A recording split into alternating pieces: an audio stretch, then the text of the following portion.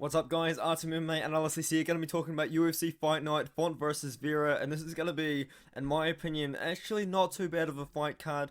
Yes, there's not as much name value as we're kind of used to on some of the better Fight Night cards, but I still think overall it's not too bad, and there's definitely some banger fights to be had. Definitely an exciting card, somewhat to be looking forward to. A lot of debuting guys, a lot of guys to actually look forward to, and the main event is pretty good too. This is my breakdown. I've done my research and I'm ready to make my picks. These are the picks that go on my record, and I have actually changed quite a few picks from that initial video. So if you haven't already, then you're going to be getting a couple of fresh picks from me. And yeah, I'm very interested to start the card. I think Alexandr Romanov is the biggest favorite in UFC history, which is absolutely insane. But yeah, let's move on. Let's just get straight into the pick. And to start off the night, we've got Tatsuro Tairo versus Carlos Candelario. I feel like Tatsuro Tairo is actually a very good young prospect. He's only 22 years old and 3 months by the time that this fight comes around, which is absolutely insane. And he is the Shuto champion from Shuto in Japan. And he's got a very good amateur experience as well. He's 10-0 as a professional, and he's got amateur experience as well. At only 22 years old, that's pretty insane. And he's also fought at strawweight before as well. This guy went 9-0 as an amateur, he's 10-0 as a pro. So he's very good, and he has fought some very experienced opponents and actually some pretty decent level of competition in his professional career. I mean, not so much in the amateur scene, but definitely very high level competition. 38-18, very experienced, 24-13. And even 6-1 and 3-0 when he was 1-0 as well, which is pretty insane in my opinion. Carlos Candelario, he's been plagued by a lot of knee injuries in the past couple of years.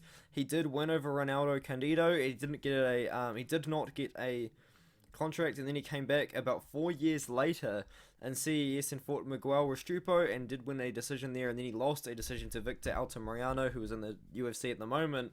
Both guys got signed from that one. I think it's the first time ever Dana White has signed someone coming off a loss in Dana White's Contender Series. But I feel like in that fight, Carlos Candelario, he won the first round pretty dominantly, but then he gassed out pretty bad. And there were a lot of sloppy grappling exchanges there, and I feel like a guy like Tatsuro Tairo, who has a very good ground game, he's also got a very good kickboxing game as well, that Tatsuro Tairo can possess over Carlos Candelario. I feel like that we're going to see Tatsuro Tairo win some of the grappling exchanges. I feel like on the feet, we probably could see Carlos Candelario find some success. If the fight stays on the feet, I feel like there's actually a chance for the underdog to take the win. But I feel like Tatsuro Tairo is going to be like smart enough. I think he's actually quite good, considering the fact that this guy has shown to be very patient. He's very patient on the ground as well, and I feel like once he gets the fight to the ground, he probably could work his way to a submission. He's on a little bit of a submission streak. He submitted Alfredo Moadi only 4 months ago. He submitted Ryuja Fukita by triangle, and another rear naked choke against Yoshiro, and then he did win a couple of decisions and also some ground and pound. I'm going with Tatsuro Tairo in this one here. I do think that he's going to win the fight, but Carlos Candelario, potentially a live dog, but I just don't like the layoff that he took, and that was actually from an injury. I don't really like the fact that he's taken so long off because of a very bad knee injury. And even then, I think that he injured himself relatively recently, only a couple of years ago again. So I'm going to be going with Tatsuro Tairo. I feel like the Tapology votes are very skewed in the Tairo way, which I can respect considering Candelario's getting signed off a loss, but I feel like Tairo is a good prospect. I feel like Candelario is a potential live underdog, but I'm going to be going with Tatsuro Tairo by submission in this one here, but I would not be too surprised if the fight does go all 3 rounds. Moving up the card, we've got Gina Mazany versus Shanna Young, and to be honest, I don't really care too much about this fight, really. I don't think that the winner of this fight is going to make a run to the top 15 or to the title or anything crazy like that. Two girls that unfortunately haven't had the most successful UFC careers. But Gina Mazany, in her last fight, she fought at 125, I think for the first time in the UFC. And she had a pretty good first round against Priscilla Cachoeira. But in between the first and the second round, all of a sudden her gas tank decided to completely disappear on her. And she did get TKO'd by Priscilla Cachoeira in the second round. Shanna Young, on the other hand, I feel like her UFC run has been not too great, but I feel like it's a little bit unfair to talk too badly down on Shanna Young here, because she fought Macy Chiasson on very short notice and lost her decision to Macy Chiasson, is a pretty good prospect in my opinion, and a very big girl as well. And then she lost to Stephanie Egger by ground and pound. I think that was pretty early on in the fight as well, and Stephanie Egger, very experienced in judo. I do think that Shanna Young actually does possess some sort of a decent striking base, which could pose a problem to Gina Mazany, considering the fact that Gina Mazany has 3 KO losses, and that's not really the best look for any women's fighter, really. Because a lot of these women don't necessarily seem to be finishing fights on the feet by knockout. There's definitely some examples out there like Jessica Andrade and Manon Fiorot, but for the most part, I feel like it's definitely fair of something to say about that. So Gina Mazany, she's very hittable on the feet. She has showed pretty bad gas tank in her flyweight fight last time out, which isn't really too good of a look coming into this one, but I feel like she's still going to be good enough to beat Shanna Young. Shanna Young's path to victory, in my opinion, is to keep the fight on the feet and potentially just abuse the fact that Gina Mazany, especially when she gets tired, her hands do go down and her striking defense definitely isn't too great. But I will be going with Gina Mazany to win the fight. Shanna Young on the feet, though, potentially could be finding some success. But I feel like the girl with more experience inside the UFC is Gina Mazany. She's been in the UFC for a while. She did lose to Macy Chiasson 3 years ago, and then she lost to Julia Avila. Beat Raquel Ostovich, which isn't the greatest win in the world, I guess. But I mean, she's still got to win in the UFC octagon. I feel like she's the one with more experience. It's just a tough fight to kind of call. It's not a fight that I feel like anyone should be laying any kind of money on whatsoever. I will be going Gina Mazany to win a decision in this one. I feel like she will be looking to use the ground game, look to use her wrestling. I know Young does have some sort of wrestling background herself, but I will be trusting in Gina Mazany to take the fight to the ground.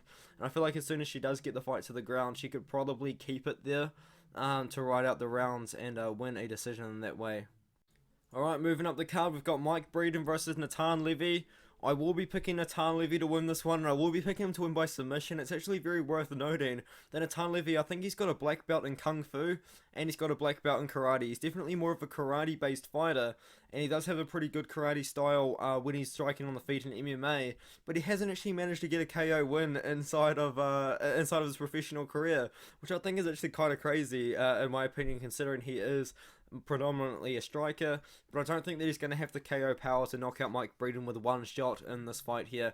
Mike Breeden, on the other hand, I feel like he actually is potentially like a live underdog if the fight is on the feet, considering the fact that that's where Natan Levy potentially wants it. I feel like Natan Levy is going to be shooting for takedowns in this one though, but as long as the fight is on the feet, Mike Breeden does have power in the hands. He's got 8 wins by knockout out of his 10 wins, which I think is actually pretty impressive, really. And he does have a very small reach disadvantage, so he's going to have to get on the inside of Natan Levy in this one here. But when Natan Levy does excel, is he happens to actually have a pretty decent ground game as well. He won by submission over Shaheen Santana, who was undefeated at the time on Dana White's Contender Series, and he's got 3 decision wins and 3 submission wins. He's got LFA experience as well, and LFA is a pretty respectable promotion on the regional scene, in my opinion. Mike Breeden, though, prior to this, he did beat Nick Compton by decision, where he lost the first round to Nick Compton, who was 39 years old, coming in on short notice. Is what it is, I guess. And then he did knock out Ken Beverly. He's lost to Anthony Romero on the Contender Series, and Anthony Romero did not get a UFC contract from that, which is pretty interesting. But he's got a knockout win over Brandon Jenkins, the guy that actually is in the UFC right now. He might be getting cut, but he's still in the UFC, I think. And he did get knocked out by Alexandr Hernandez on short notice there. I will be picking Natan Levy, and I'm actually going to be going Natan Levy by... The thing is, Natan Levy could potentially get his first KO win in this one here, because Mike Breeden, in my opinion, he's not the greatest UFC fighter in the world, but he could definitely find an upset with the feet. I think Natan Levy is actually live for a decision win, using his wrestling and his grappling. He's live for a submission win, using his grappling, which he has shown in the past. He's also live for a KO as well with his karate style. He just hasn't shown it to me yet. He hasn't shown his KO power yet. But he does fight from Syndicate MMA, so he's going to be coming out of a good gym. So is Mike Breeden at Glory MMA. I'm going to be going with Natan Levy, probably more so the decision or submission side. I feel like KO is potentially live, but he's never got a KO in his MMA career. And I feel like Mike Breeden potentially isn't that guy to get his first KO win. I'm going to be going Natan Levy by a decision or submission here. In this one here, for the Karate Kung Fu fighter. Moving up the card, we've got Yohan Lannesse versus Gabe Green, and man, I can't really believe it, but the lines have flipped so much recently. I feel like, can someone in the comments please tell me why? Can someone please tell me what's going on? Yohan Lannesse recently won as a pretty decent underdog against Justin Burlinson in November 2021 on Dana White's Contender Series there. And now he's going to be the underdog, even though he opened at minus 185 coming into fight night against Gabriel Green.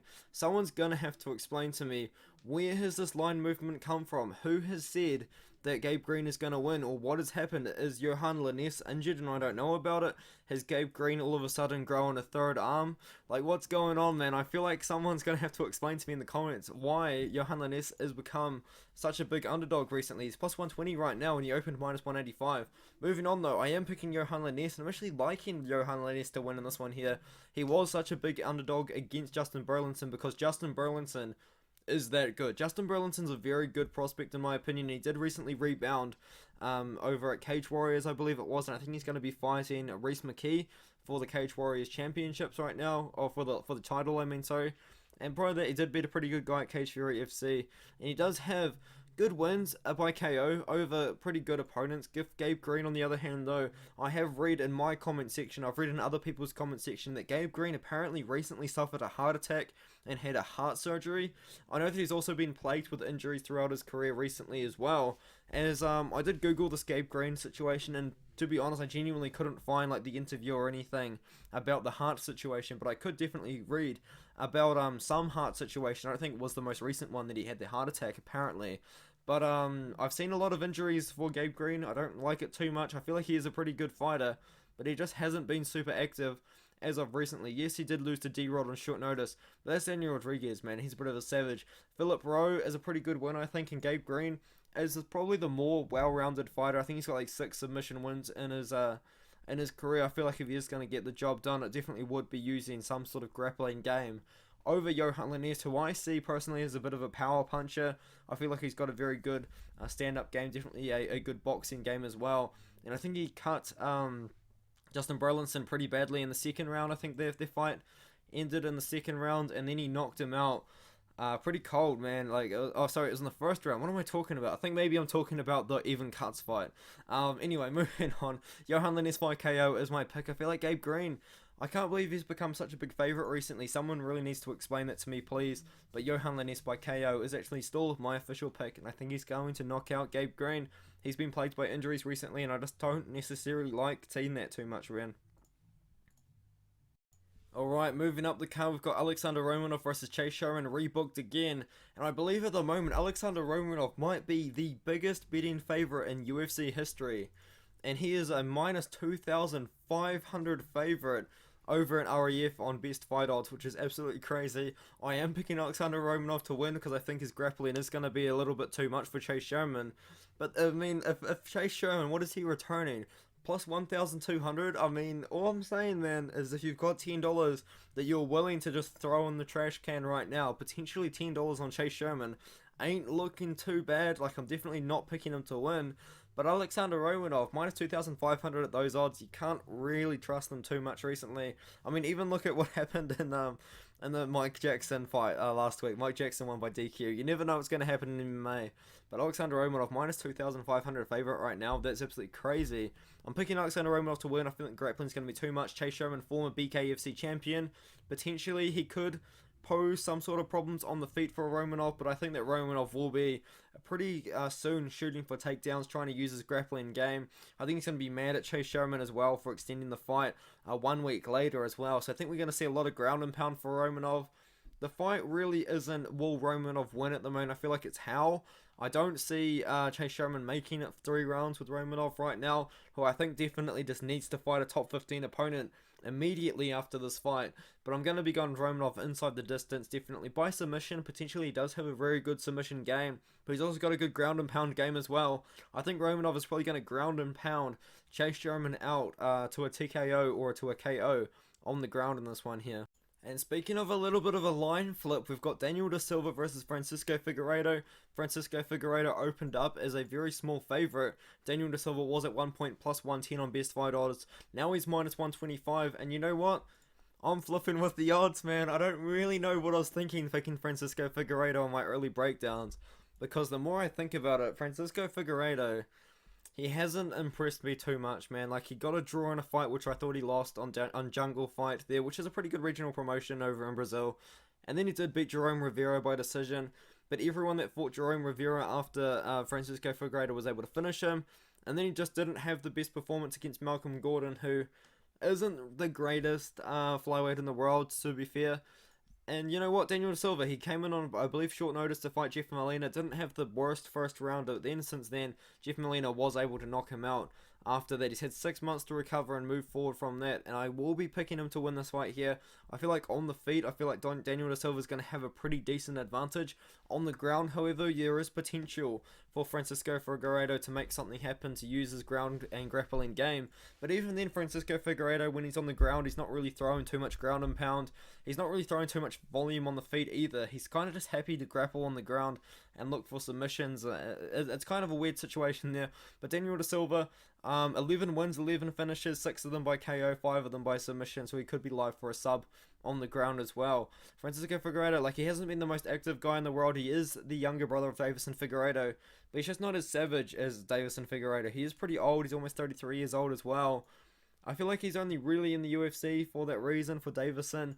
And I think a guy like Daniel Da Silva, who is young, who is hungry, and is looking to get his first win in the UFC, could potentially find himself a KO over Francisco Figueiredo.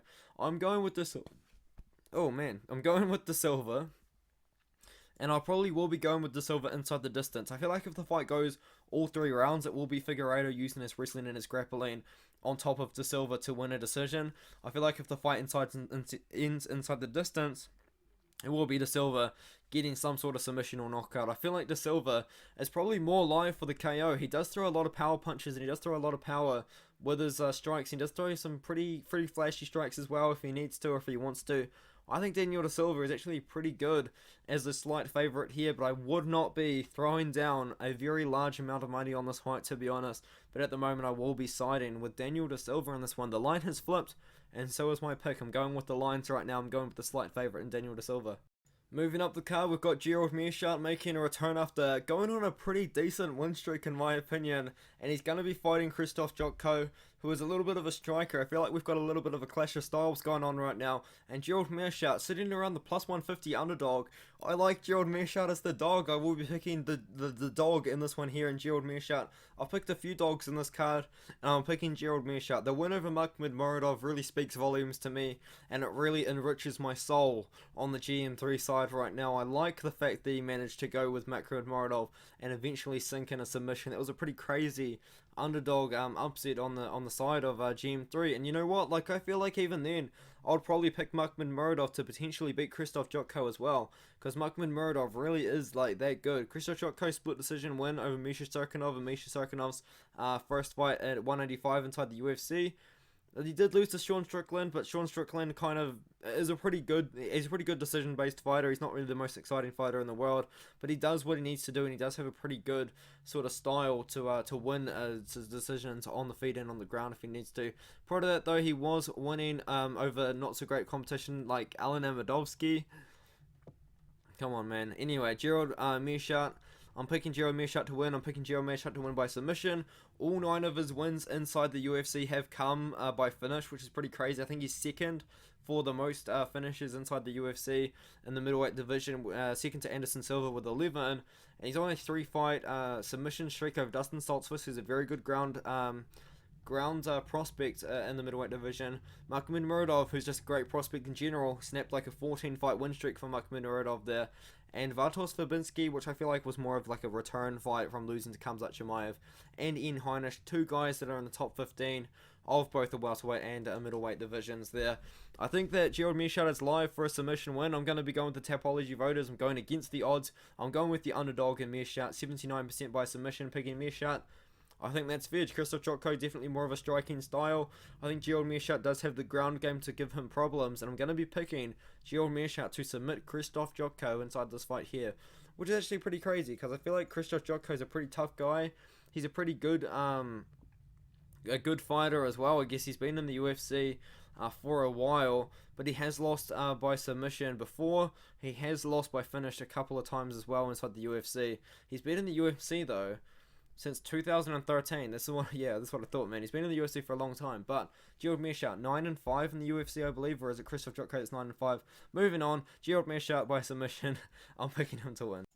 This is my, like, 5th time recording this video because I just cannot say Tristan Connelly correctly. Darren Elkins versus Tristan Connelly at featherweight. Two older guys go into battle, man, and both of these guys are older guys in a lower weight class, which is pretty crazy. I think that money is actually coming on Darren Elkins right now, which is pretty crazy in my opinion. He opened around like -150, -140, and now recently on best fight odds, this is Darren Elkins by the way, money has come in over the last day or so, and now he's like -163 on best fight odds. Can someone please comment, why is so much money coming in on Darren Elkins? Is it because he's the legacy pick? Is it because he's the more well-known fighter? Because I'm actually, you know what, I'm going to be picking the Tristan Connelly side. I'm going with the underdog, man. I've seen a few YouTubers picking Tristan Connelly, most notably Fight Night Picks and the MMA Guru, and it's mainly because Darren Elkins, he has taken so much damage in his career. He's been in so many wars. He's had so many comebacks. He's been losing so much, and then he's come back and won. Like, he's just been around there. He's been that guy, and he's been that guy that has taken a lot of damage, man. Even the last fight against Cub Swanson, I did pick Cub Swanson to win that fight, but it was a pretty good stoppage from Herb Dean. I mean, Darren Elkins was taking a lot of damage in that fight. Yes, he did get wheel kicked. Yes, he didn't really get knocked down and completely finished and KO'd. It was definitely a finish for Cub Swanson, though. It was the end. It was the end of the fight for Darren Elkins there. Good stoppage, in my opinion, looking out for the fighter by Herb Dean. But Tristan Connelly, he's got a very good ground game. He's got 9 submission wins out of his 14 wins. From the top of my head, he has got a win over Michel Pereira, where he kind of rallied back a little bit in that third round. In the third round, he needed to win, and he showed that he's got the dog. If he showed that he's got the dog in him, that's a pretty savage photo. If he showed that he's got the dog in him against someone like Michel Pereira, I feel like he's going to show that he's got a bit of dog in him against the very good dog in Darren Elkins. Yes, he does have 9 submission wins, only 1 decision win, because I was actually thinking of picking Tristan Connelly by submission in this one here. He did recently lose to Pat Sabatini, but Pat Sabatini is very good on the ground, and I know that Tristan Connelly, inside between the time of that Pat Sabatini fight and the Michel Pereira fight, I think he had neck surgery, which isn't really the greatest look in the world, but I will be picking Tristan Connelly to still win this fight here. I feel like a decision or a submission is pretty fair. Darren Elkins is a bit of a savage. He does have pretty good ground and pound. He does have pretty good striking, I guess, in general as well. He's actually quite a well-rounded fighter, but I feel like I had a guy that is almost 38 years old. He's fighting Tristan Connelly, who is 36 as well. Yes, he's quite old, but at the same time, he doesn't have as much miles on the clock as Darren Elkins does. I'm going to be picking Tristan Connelly as the underdog here. Submission or decision. A lot of people picking decision for Connelly. I don't think that those people know there's actually only got one decision win in his whole career, but I'm picking Connelly to win this fight as the underdog in this one. Moving up the card, we've got Gerald Gordon versus Grant Dawson. I'm picking Grant Dawson as the slight favourite, and I actually think that -150 right now is a pretty good price to snag a guy like Grant Dawson, who is a pretty decent up-and-coming prospect right now in the UFC. He's very young. I think he's only like 28 years old.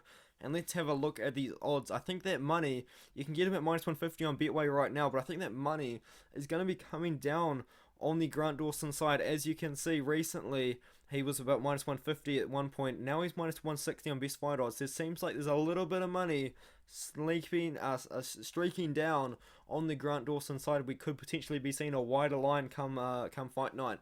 But Grant Dawson, only 28-year-old prospect, he did get a draw to Ricky Glenn, where he did gas out in that third round, and he was winning the fight, I believe, until he completely gassed. And hopefully from there he can learn to be a little bit less reckless. Hopefully he can learn to be a little bit more patient.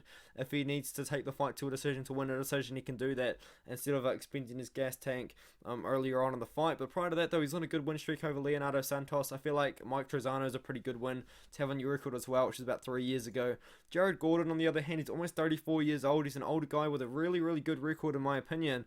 He did lose to Charles Oliveira, who's the current champion at 155, so you can't really shame him for that, and he has gone on a 3-fight win streak since then, but not necessarily the most impressive wins, in my opinion. All by decision as well, and I feel like the guy that will be winning a decision in this fight will be Grant Dawson. He's got pretty good ground game. I feel like he's going to be using that Ricky Glenn fight as a more of an experience, as a way to learn a little bit more, in my opinion. He's got a little bit of a reach advantage, a very small height advantage as well.